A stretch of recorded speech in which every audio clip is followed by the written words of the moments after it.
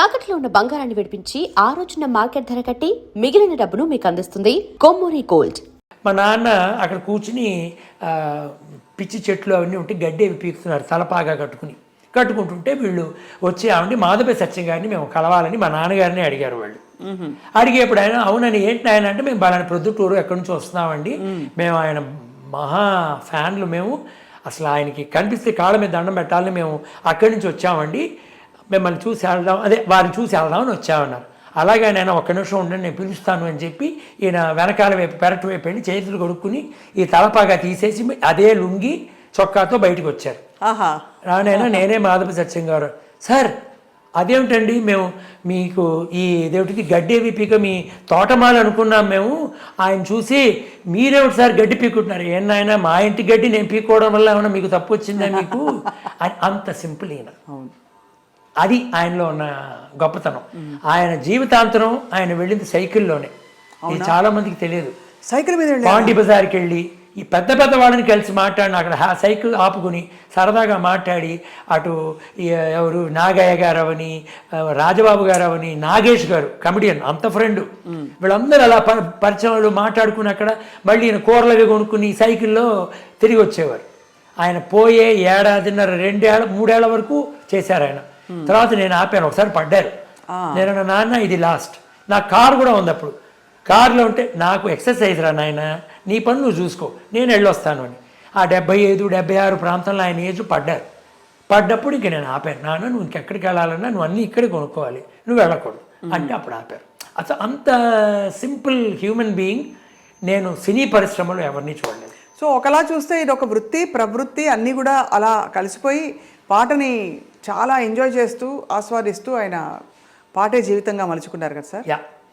ఇంకొక గొప్ప విషయంలో ఏంటంటే నేను డాన్స్ నేర్చుకుంటూ ఓ పక్కన ప్రోగ్రామ్స్కి వెళుతూ జరుగుతున్న టైంలో నేను 87 ఆ ప్రాంతంలో ఒక ఎయిర్లైన్లో ఉద్యోగంలో చేరా. వాయుదూత్ అని గవర్నమెంట్ ఎయిర్లైన్, అది 3rd ఎయిర్లైన్. ఇప్పుడు మనం ఉడాన్ అవి అంటాం ఆ టైప్లో. ఎయిర్ ఇండియా ఇంటర్నేషనల్ అవుతాయి, ఇండియన్ ఎయిర్లైన్స్ డొమెస్టిక్ అవుతాయి, వాయుదూత్ వచ్చి ఫీడర్ ఎయిర్లైన్. చిన్న చిన్న ఊర్లు, చెన్నై టు హైదరాబాద్, చెన్నై విజయవాడ, చెన్నై రాజమండ్రి, చెన్నై కోయంబత్తూరు ఇలా ఉండి అందులో నేను ఉద్యోగంలో చేరి 6 ఏళ్ళు నేను అందులో పనిచేసా ఎయిర్పోర్ట్లో.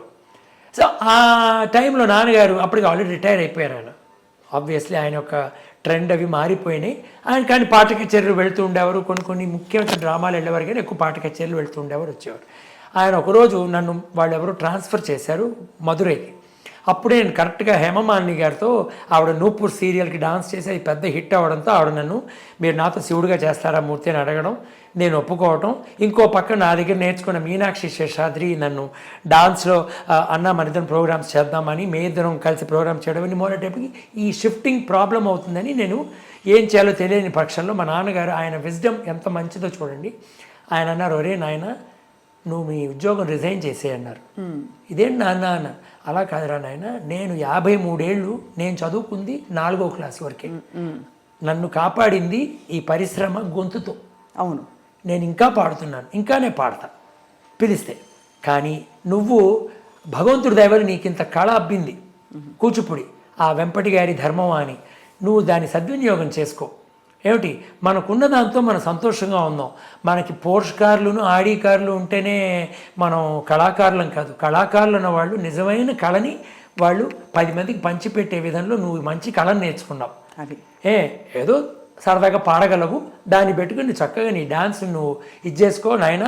నువ్వు బయటకు వచ్చే నువ్వు మరీ తెల్లవారుజామున 3ంటికి లేచి ఎయిర్పోర్ట్కి వెళ్ళడం, రాత్రి 12ంటికి వచ్చి మళ్ళీ 3ంటికి వెళ్ళడం, ఇలాంటివి వద్దురా నాయన అని చెప్పారు. నెక్స్ట్ డే నేను రిజైన్ చేశాను నా సెంట్రల్ గవర్నమెంట్ జాబ్కి. సెంట్రల్ గవర్నమెంట్ జాబ్ వదిలేసుకున్నారు. ఎందుకు అంటున్నానంటే ఇది నాన్నగారి యొక్క ఆ విజ్డమ్, ఆయన ఎంత కాన్ఫిడెన్స్ నా మీద ఉంటే ఆ మాట అని ఉంటారు. అప్పటికి నాకు కలైమామణి లేదు, ఏమీ లేదు. ఎంత కాన్ఫిడెన్స్ మీ డెడికేషన్కి నిజంగా ఆయన కరెక్ట్గా గుర్తించి తండ్రిగా మిమ్మల్ని, తండ్రి మనకి మార్గం చూపిస్తారు గురువులాగా అని అంటారు కదా. అంతే. అప్పటికి ఆయన ఆ ప్రోగ్రాంలో మేబీ 1-2 నేను ఫుల్ సోలో చేస్తే వెంపటి గారి నటువాంగలో అరంగేట్రం లాగా మాకున్న ఎకనామికల్ స్టేటస్లో మేము ఫుల్ సోలో చేస్తామని ఒక చోటు చేస్తే వెంపటి గారు అందరూ వచ్చి సంగీతరావు గారు వాయించారు, ఈ నటువాంగం చేశారు, నేను చేశాను. అది ఆయన చూశారు. ఆ తర్వాత మేబీ 1-2 ప్రోగ్రాములు ఎప్పుడున్నా వస్తే అలా సీట్ ఎండ్లో కూర్చుని ఒక్క ఐటమ్ ఏదో చూస్తారు ఆ టైపు అంత. ఎందుకంటే ఆయన బిజీగా ఉండేవారు ఆయన స్కెడ్యూల్స్తో. కానీ అది ఆయనకి అంత కాన్ఫిడెన్స్ నా మీద, అది పెద్ద విషయం.